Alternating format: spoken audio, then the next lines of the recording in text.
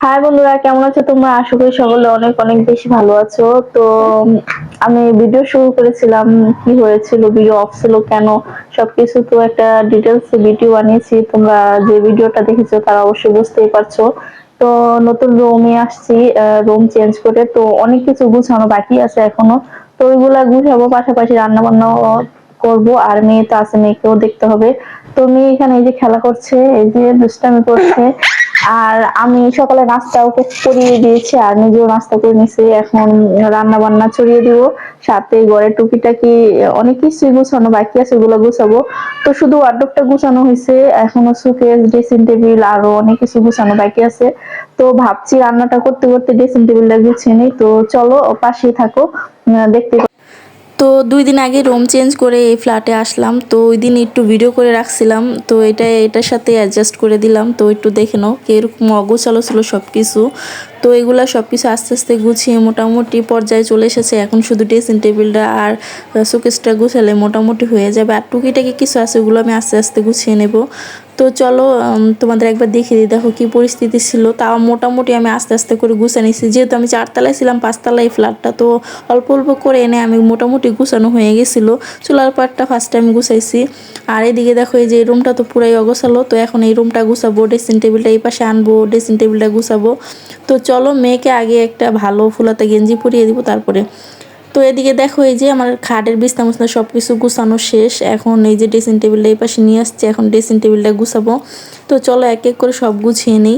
আর এদিকে দেখো, আমার মেয়ে তো মানে সবার আগে বসে আছে, ও আমাকে হেল্প করবে অনেক, মাসাল্লাহ। ও অনেক কাছে হেল্প করে, প্লাস একটু অগোছালো, মানে ছোট মানুষ তো বোঝে না, মানে কাজের পাশাপাশি গুছায়ও আবার এলোমেলো করে। যাই হোক, যা করে মাসাল্লাহ আলহামদুলিল্লাহ অনেকটাই হেল্প করে আমার। তো এই যে দেখো, প্রথমে এই যে ড্রেসিং টেবিলের ভিতরে আমি পুরান পেপার আছে না, ওগুলো বিছাই দিলাম। তো আমাদের প্রচুর আইসক্রিম খাওয়া পরে নুডলসের বাটি বুটি ওইগুলো অনেক কিছু থাকে। তো ওইগুলো এক্সট্রা বাটিগুলো আমি ড্রেসিং টেবিলের নিচে রাখি, নিচে থাকটায়, যেহেতু আমার শোকেসের জায়গা নেই। যখন শোকেসটা গুছাবো তখন দেখতে পারবে পুরো শোকেসে হিজিবিজি। তো এক্সট্রা ডিব্বাগুলো আমি রেখে দিই, দেখা যায় কোনো কিছু দেওয়া যায়, নেওয়া যায়। আর আমার আম্মুর বাসার থেকে অনেক কিছু দেয়, ওগুলা ডিব্বা ডাব্বা সব কিছু জমে গেছে। তো এগুলো এখানে সুন্দর করে সাজিয়ে রেখে দিচ্ছি। আর ওদিকে মেয়ে কোথায় যেন চলে গেল, আল্লাহ জানে ওই রুমে যে আবার কি করতেছে। তো যাই হোক, এদিকে এই যে ঝটপট সব কিছু গুছিয়ে নিলাম। তো দেখো, এই যে গুছানোর পরে মোটামুটি এই যে রুমের এই অবস্থা, এখন মোটামুটি ভালোই লাগতেছে। তো আস্তে আস্তে সব কিছু গুছিয়ে নিলে একদম দেখতে ভালো লাগবে। যেহেতু আগে এক রুমে ছিলাম, এখন এক রুমে ফার্নিচার, 2 রুমে মানে ভাগ হয়ে গেছে, তো একটু খালি খালি লাগতেছে। ইনশাল্লাহ সব কিছু একদম ভরে ফেলবো, আস্তে আস্তে সব কিছু কিনবো, তোমরা ভিডিওর সাথে থাকলে দেখতেই পারবে। আর এদিকে এই যে আমার মেয়ে কখন কি খেলা শুরু হয়ে যায় তারটা সেই জানে। তো ওর নিজের ওষুধ নিয়ে ওর কোলবালিশ খাওয়াইতেছে। যাই হোক, খেলা করতেছে, ভালো হয়েছে। এদিকে আমি সব কাজ কাম করে নিচ্ছি। আর আমি কাজের পাশাপাশি রান্নার কাজও হালকা আগিয়ে রাখছি, কাটাকুটি সব করা হয়ে গেছে, এখন ঝটপট রান্নাটা বসিয়ে দিব। তো দেখো, এই যে আমার রান্না এখন মোটামুটি 50% হয়ে গেছে। করলা ভাজি বসাই দিছি, এদিকে মাছ তরকারি রান্না বসাই দিছি। 2 চুলা তো ঝটপট রান্না হয়ে যায়। আগে যেহেতু আমার 1 চুলা ছিল, তো এখন ডাবল চুলা হওয়াতে একটু সুবিধা হয়েছে। আর রান্না করতে বেশি সময় লাগে না, কাটাকাটি করা থাকলেই ঝটপট রান্না করে ফেলা যায়। আর মেয়ের জন্য একটু মুগ ডাল দিয়ে আলু দিয়ে মাংস দিয়ে রান্না করবো, যেহেতু ও মাছ খাবে না, করলা ভাজিও খাবে না, ছোট মানুষ। তো চলো ঝটপট রান্নাটা করে নিই।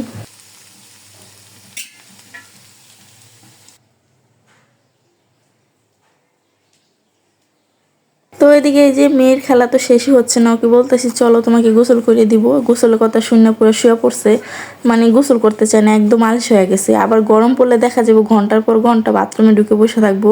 বাচ্চারা হয়তো এরকমই হয়, পানি। তো আমার ওদিকে ড্রেসিং টেবিলটা গুছানো হয়ে গেছে, মোটামুটি ঘর দরও ঝাড়ু দিয়ে পরিষ্কার করে নিচ্ছি। আর রান্নাটা মোটামুটি কমপ্লিট হয়ে গেছে। তো এখন সবকিছু পরিষ্কার করে চুলার পর ক্লিন করে ঘর দর মুছে চলে যাবো গোসল করতে। আর মেয়ে তো মানে পিছন পিছন ঘুরঘুর করতেছে, এই যে মানে ওকে গোসল করিয়ে দিব। কালকে গোসল করা অনেক করেনি, কারণ ঠান্ডা, যেহেতু ঠান্ডার কারণে বাচ্চাদের একদিন পর পর গোসল করানো উচিত। আর যেহেতু ছোট, ওর এমনি ঠান্ডার সমস্যা। তো চলো রান্না হয়ে গেছে। তো রান্না আজকে করলা ভাজি আর হলো মাছ মাইখা বসাই দিছি, তাড়াহুড়া যেটা হয় আর কি। তো ওই যে মেয়েকে গোসল করে এখানে লোশন দিয়ে শুয়ে দিছি। তো ওর জন্য এখন খাবারটা নিয়ে আসি, চলো। আর এই যে রান্না বান্না সব কিছু করে এখানে সব কিছু পরিষ্কার করে রেখে দিছি। যে তরকারি পোয়া মাছ রান্না করছি, সাথে কয়টা গুঁড়া মরিচ ছিল। আর এদিকে হলো করলা ভাজি করছি, আলু করলা তেল দিয়ে ভাজা ভাজা করছি। আর হলো গিয়ে মেয়ের জন্য মুগ ডাল দিয়ে ছোট ছোট করে মুরগির মাংস আর হলো গিয়ে আলু দিয়ে ঘন করে রান্না করছি। তো ওকে এটা দিয়েই ভাত খেয়ে দেবো।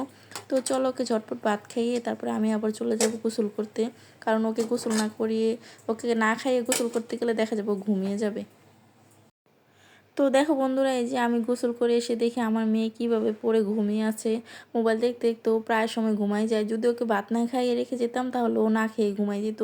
এজন্য আমি করি ওকে গোসল করে আগে ওকে খাইয়ে তারপরে আমি গোসল করতে যাই। তারপরে প্রায় সময় এসে দেখি ও ঘুমাই যায়, প্রায় সময় দেখি মোবাইল দেখে।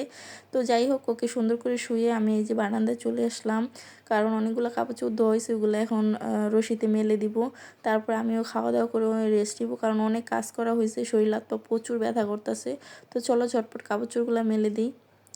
আর এদিকে এই যে কাপড় চোপড়গুলো মেলে দিলাম, প্রচুর রোদ, তাড়াতাড়ি শুকিয়ে যাবে। গুড ইভিনিং বন্ধুরা। তো দেখো এই যে ঘুম থেকে উঠছি, এখন প্রায় সন্ধ্যা সন্ধ্যা। তো প্রথমে একটা কয়েল দড়িয়ে নিয়েছি, এর আগে চা বসিয়ে দিছি, কারণ মাথা প্রচুর ব্যথা করতেছে। তো ভাবলাম গরম গরম চা খাইলে বেশি করে লিকার দিয়ে মাথা ব্যথা হয়তো বা ছেড়ে দিবে। তো এই জন্য বেশি করে লিকার দিয়ে দুধ চা বানাচ্ছি। আর এদিকে যে দেখো চা বানিয়ে নিয়ে আসছি 3 জনের জন্য। তো মেয়েকে দিলাম, ওর আব্বুকে দিলাম, আর আমিও নিয়ে নিলাম। তো আমি একটু পাউরুটি দিয়ে খাবো।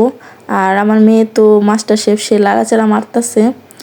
তো চাটা দারুণ হয়েছিল। আর দুধ চা পাউরুটি, দুধ চা পরোটা, এগুলো কার কার ভালো লাগে অবশ্য কমেন্টে জানাতে ভুলো না। তো আমার মেয়েকে একটু সাধছিলাম, ও খাবে না। তো এখন রাত্রে খাওয়া দাওয়া শেষ করে এখানে বসে কতক্ষণ টিভি দেখলাম। আর মেয়ে হলো এখানে খেলা করছে, এই যে দেখো কি অবস্থা, পুরো এলোমেলো করে। তো এগুলা এখন গুছিয়ে তারপর চলে যাব ঘুমাতে। তো রাত অনেকটাই হয়েছে, এখন 12টার উপরে বাজে। তো চলো ভিডিওটা এখানে শেষ করছি, দেখা হচ্ছে নতুন ভিডিওর সাথে। চ্যানেলটা সাবস্ক্রাইব করে পাশে থেকো। আল্লাহ হাফেজ।